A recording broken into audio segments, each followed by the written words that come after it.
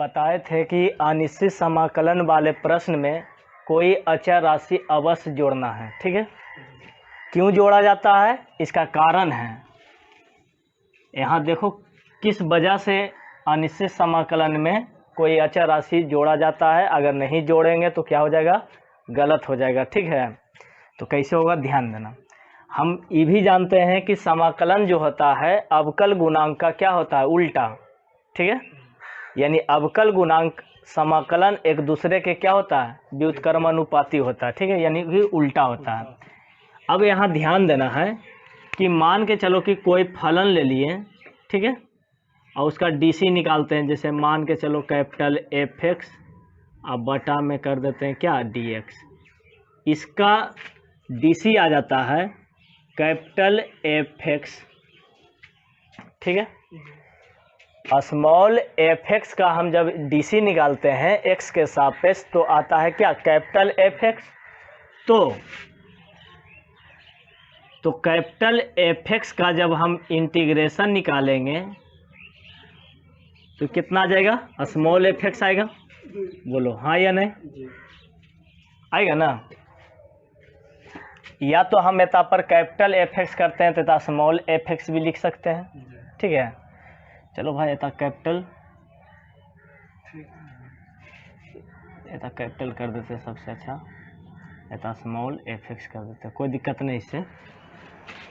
तो small F x का integration निकालेंगे तो क्या आ जाएगा, कैपिटल एफ एक्स। ठीक है, अब हम क्या देखें कि कैपिटल एफ एक्स का मान निकालें यानी डीसी तोड़ें तो स्मॉल एफ एक्स आया फलन। ठीक है, तो स्मॉल एफ एक्स का जब इंटीग्रेशन निकाले एक्स के सापेक्ष तो कैपिटल एफ एक्स आया।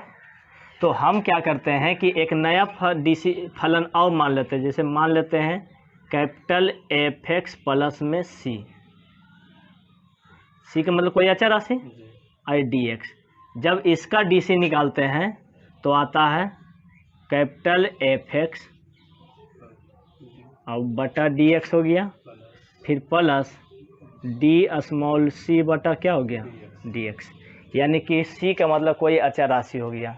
जब इसका हम डीसी निकालते हैं तो इसका डीसी तो क्या आएगा, स्मॉल एफ एक्स आएगा, स्मॉल एफ एक्स आ गया। अब प्लस इसका डीसी क्या आया, 0 आया। तो बराबर रिजल्ट क्या निकला, और स्मॉल एफ एक्स। ठीक है, तो हम कहें कि जब कैपिटल एफ एक्स का डीसी निकालें तो स्मॉल एफ एक्स आया, तो स्मॉल एफ एक्स का इंटीग्रेशन कैपिटल एफ एक्स आएगा। ठीक है, तो यहाँ पर भी हम क्या किए, कोई अचर राशि जोड़ करके इसका जब डीसी निकाले तो स्मॉल क्या आया, एफ एक्स आया।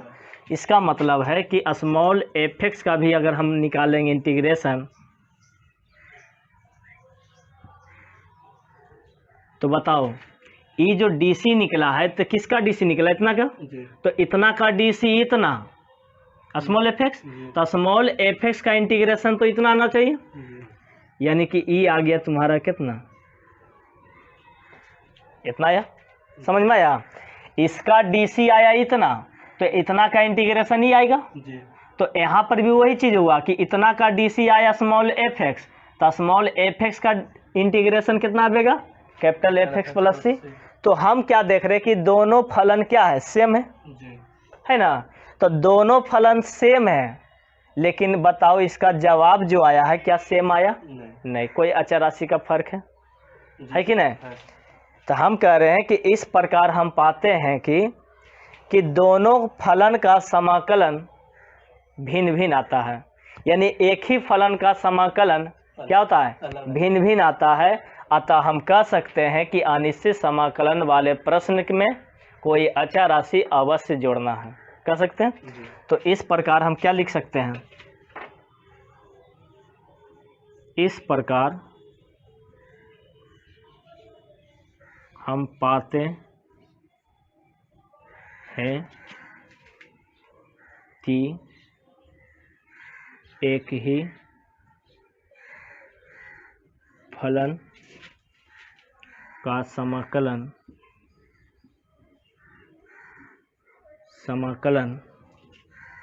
अतः इस प्रकार हम कह सकते हैं कि एक ही फलन का समाकलन भिन्न भिन्न है। इस प्रकार हम कह सकते हैं, हम पाते हैं कि एक ही फलन का समाकलन क्या है, भिन्न है। अतः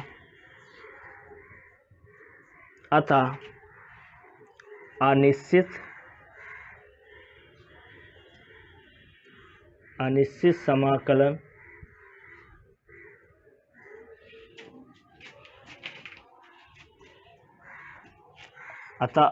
समाकलन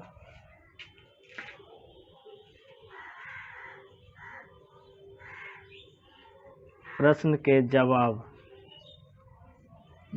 में कोई अचर राशि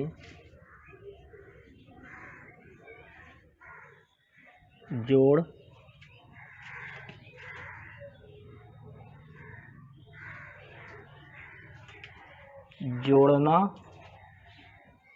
या कुछ लिखे। अतः अनिश्चित समाकलन प्रश्न के जवाब में, अनिश्चित समाकलन वाले प्रश्न के जवाब में, समाकलन वाले प्रश्न के जवाब में कोई अचर राशि जोड़ दिया जाता है। ठीक है, तो हम क्या देखें, सिर्फ यहाँ पर समझना है कि इतना का डीसी निकालें, कैपिटल एफ एक्स का डीसी निकालें तो स्मॉल एफ एक्स आया, तो स्मॉल एफ एक्स का इंटीग्रेशन तो इतना आएगा, क्योंकि एक दूसरे का उल्टा होता है। तो ठीक उसी प्रकार जब इतना का हम डीसी निकालें तो आया स्मॉल एफ एक्स, तो स्मॉल एफ एक्स का इंटीग्रेशन तो यही वाला ना आएगा। तो यहाँ पर इतना आया, तो हम क्या देखें कि इसका समाकलन इतना आया और इसका समाकलन इतना आया, जबकि स्मॉल एफ एक्स दोनों एक ही फलन है। लेकिन जब दोनों एक ही फलन है तो इसके जवाब भी एक ही आना चाहिए, लेकिन दोनों के जवाब में कोई एक ही आया, लेकिन फर्क किसका आया, तो सिर्फ अचर राशि का आया। ठीक है, तो इस प्रकार याद रखना है कि जब भी अनिश्चित समाकलन वाले प्रश्न को बनाएंगे तो बनाने के बाद लास्ट में कोई अचर राशि अवश्य जोड़ दिया जाए।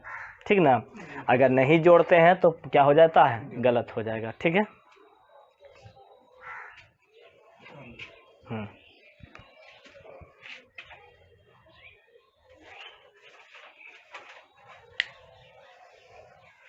तो समझ में आ गया क्यों जोड़ दिया जाता है।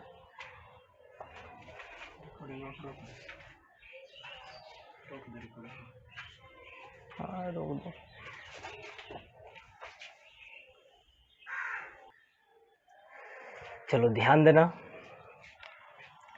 अनिश्चित समाकलन के प्रश्न बनाने के कुछ नियम। ठीक है, नियम में क्या कहता है, ध्यान देना। पहला नंबर में नियम कहता है कि अनिश्चित समाकलन के प्रश्न को हल करने के बाद अंत में, या तो हल करने के बाद कोई अचर राशि अवश्य जोड़ दें।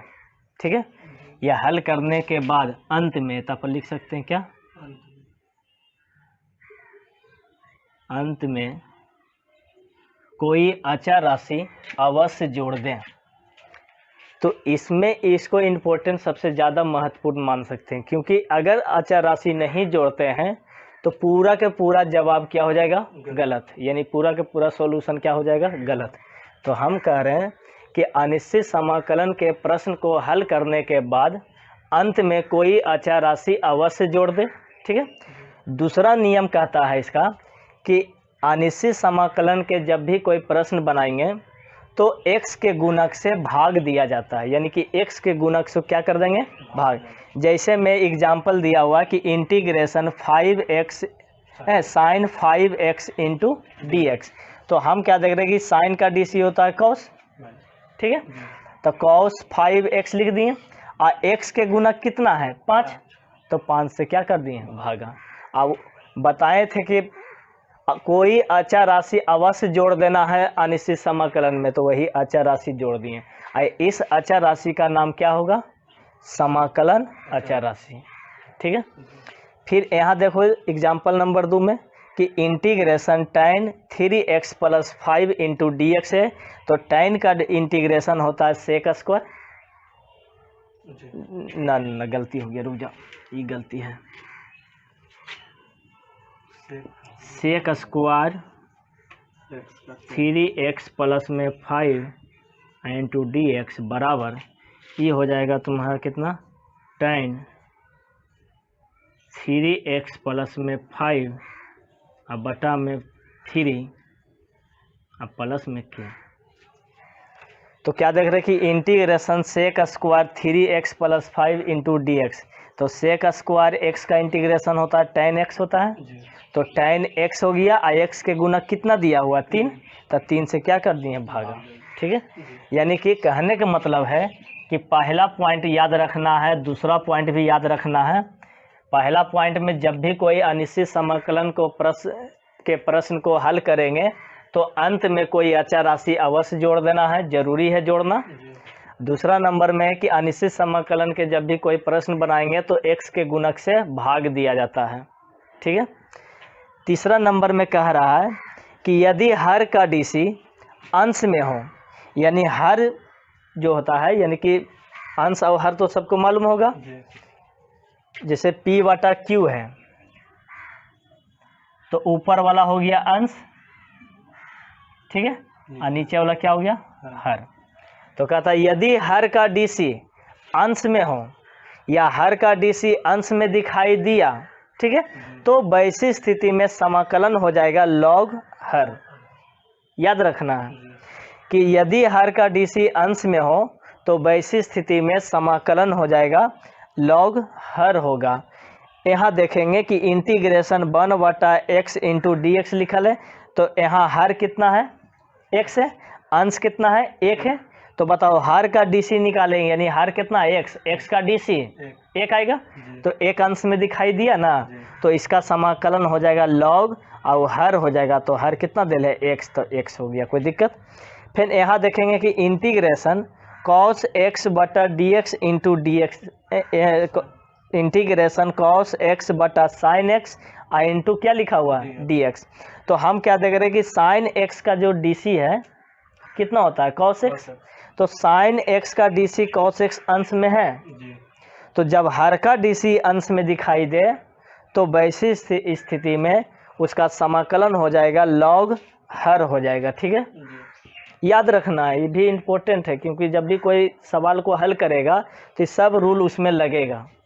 ठीक है, साइन का डीसी क्या होता है प्लस कोस नहीं होता है, इंटीग्रेशन है, हम यहाँ डीसी की चर्चा कर रहे हैं। ठीक है, तो साइन का डीसी कोस होता है। ठीक है, इसका मतलब हर का डीसी अंश में दिखाई दे रहा है तो लॉग क्या हो जाएगा हर हो जाएगा। फिर यहाँ देखेंगे कि हर में लिखा हुआ है कितना x square plus 3x plus 7 और ऊपर में कितना लिखल है 2x प्लस 3। तो हम इसमें क्या करेंगे कि हर का डीसी निकालेंगे तो कितना आएगा 2x प्लस में 3 आएगा, है ना। तो क्या ऊपर में लिखा हुआ है 2x प्लस 3, यानी हर का डीसी अंश में है तो है, तो हम इसको क्या करेंगे लॉग हर हो जाएगा इसका इंटीग्रेशन। समझ में आया कि नहीं समझ में आया? फिर से रिपीट कर देते हैं कि अनिश्चित समाकलन के प्रश्न को हल करने के बाद अंत में कोई अचर राशि अवश्य जोड़ देना है, अगर नहीं जोड़ेंगे तो जवाब क्या हो जाएगा गलत हो जाएगा। ठीक है, कह रहा है कि इसमें x के गुणक से भाग दिया जाता है, जैसे एग्जाम्पल में लिखा हुआ है कि इंटीग्रेशन साइन x का इंटीग्रेशन माइनस cos x होता है और x के गुणक से भाग दिया जाता है। ठीक है, फिर तीसरा कहता है कि यदि हर का डीसी अंश में हो तो वैसी स्थिति में समाकलन हो जाएगा लॉग हर हो जाएगा। ठीक है, इसमें ध्यान देना। चौथा रूल में कह रहा है कि यदि अंश का घात हर से एक कम हो तो वैसी स्थिति में हर का डीसी अंश में बनाकर, है ना, अंश में बनाकर प्रश्न को क्या करेंगे बनाएंगे। जैसे में एग्जाम्पल में लिखा हुआ है इंटीग्रेशन x स्क्वायर बटा में x क्यूब प्लस में 7। ठीक है, तो क्या देखें कि अंश का जो घात है हर से क्या है एक कम है ना, तो हर का डीसी के बराबर किसको बनाएंगे अंश को। तो हर का डीसी तोड़ेंगे तो कितना आएगा 3x स्क्वायर, तो अंश को कितना बनाएंगे 3x स्क्वायर, तो x स्क्वायर तो है तो यह था 3 के कमी था यहाँ पर, है ना, तो 3 से गुना 3 से भागा किए। ठीक है, तब देखें क्या हुआ कि हर का डीसी अब अंश में बन गया तो फिर पहला रूल हुआ अगर पहले वाला रूल से। तीसरा रूल में क्या कहता है कि यदि हर का DC अंश में हो तो लॉग हर हो जाएगा, तो इसलिए 1/3 के 1/3 हो जाएगा और लॉग आई क्या हो जाएगा हर। ठीक है। पांचवा रूल में कहता है कि यदि अंश और हर का घात समान हो, यदि अंश और हर का घात समान हो तो वैसी स्थिति में हर के बराबर अंश को बनाकर प्रश्न बनाएं। यानी कहने का मतलब है कि यदि हर अंश और हर में x का घात अगर सेम होगा तो हर के बराबर किसको बनाएंगे, अंश को बनाएंगे। ठीक है। इसमें देखें कि x का घात कितना है 1, इसमें x का घात कितना दिले 1, तो दोनों में x का घात क्या है सेम है, तो हर के बराबर किसको बनाएंगे अंश को। तो हर में कितना लिखा है x + 5, तो ऊपर भी लिखेंगे x + 5 और उसके बाद देखें कि यहाँ 2 लाना है, तो बताओ 5 में से कितना घटेगा, तो 2 आवेगा, 3 घटेगा। तो यहाँ पर हो गया x प्लस में 5 प्लस में माइनस में 3 और बटा में x + 5। अब इसको क्या किए अलग अलग कर दिए, तो ई बटा जो है इस पर भी है और ई बटा जो है इस पर भी है, तो हम क्या किए कि अलग अलग कर दिए। ठीक है। इकट्ठ के कितना आ गया 1 आ गया, आई 3 बटा कितना हो जाएगा x + 5। ठीक है। अब इसमें क्या किए अलग अलग कर दिए, तो हो जाएगा इंटीग्रेशन, इसको जब इससे गुना करेंगे तो कितना आएगा, इस रूल पर आ गया है। देखो ध्यान देना,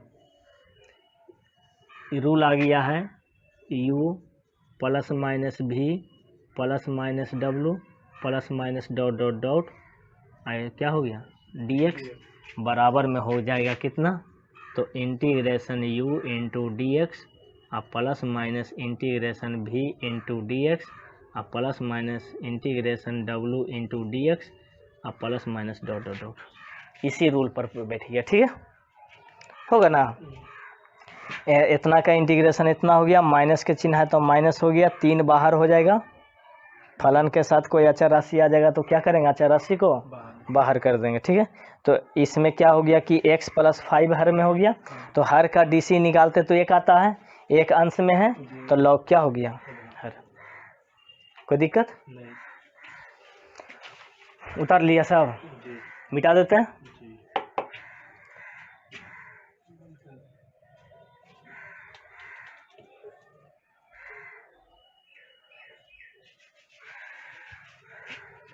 चलो ठीक है।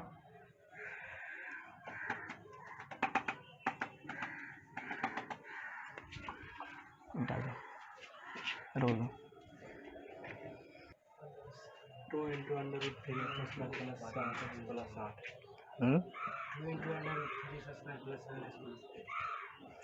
यदि हर वर्गमूल में हो और वर्गमूल के अंदर वाली राशि यानी फलन का DC अंश में हो तो उसका समाकलन 2 × हर होगा। ठीक है, याद रखना। यदि हर जो है क्या चीज़ में हो, वर्गमूल में हो, अब वर्गमूल के अंदर वाले राशि का DC जो होगा क्या होगा, अंदर वाली राशि का DC क्या होना चाहिए, अंश में हो, तो उसका समाकलन क्या होगा 2 × हर होगा।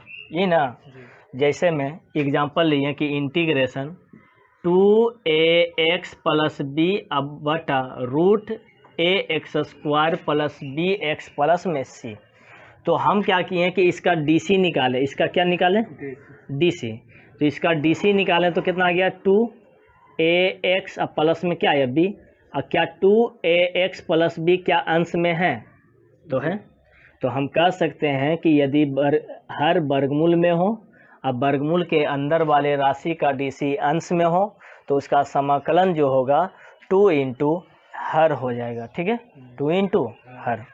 तो इसका समाकलन देखो, तो वर्गमूल में है, वर्गमूल के अंदर वाले राशि का DC अंश में है तो इसका समाकलन 2 × हर हो जाएगा, तो 2 × हर हो गया। इसमें भी देखें कि हर क्या है, वर्गमूल में है, अब वर्गमूल के अंदर वाले फलन या DC क्या चीज़ में है, रूट में है, रूट के अंदर है, और इसका जो DC है क्या अंश में है, तो क्या करेंगे इसका समाकलन 2 × हर हो जाएगा, यानी जितना हर होगा उसका डबल हो जाएगा, यानी हर के क्या हो जाएगा डबल। तो बताओ इसका भी DC ऊपर में है ना अंश में, तो इसका क्या हो जाएगा डबल हो जाएगा, तो इसका भी क्या हो जाएगा आंसर, इसका भी हो जाएगा 2 √3 3x² प्लस 7x प्लस में 8, यही तुम्हारा क्या हो जाएगा, अब प्लस में के आंसर।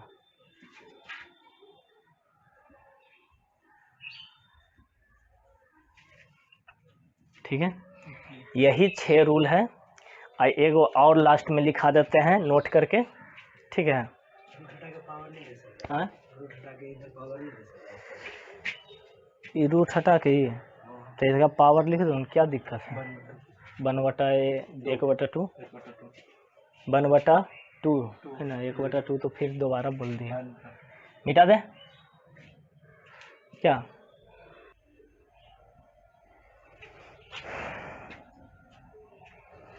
नोट में ध्यान देना कि यदि फलन के साथ कोई अचर राशि आ जाए, यानी फलन के साथ कोई अचर राशि आ जाएगा तो उस अचर राशि को बाहर करके किसका फलन निकालेंगे, तो बाहर कर फलन का समाकलन निकाला जाता है। ठीक है, यानी कोई फलन के साथ कोई अचर राशि आ जाएगा तो अचर राशि को बाहर ही छोड़ देंगे कि बाहर रहो, ठीक ना, और सिर्फ फलन का ही क्या करेंगे, समाकलन निकाला जाता है। ठीक है,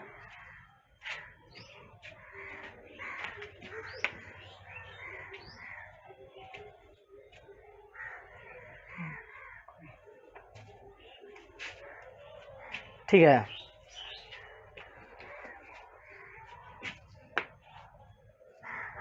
ठीक है, मिटा देते हैं।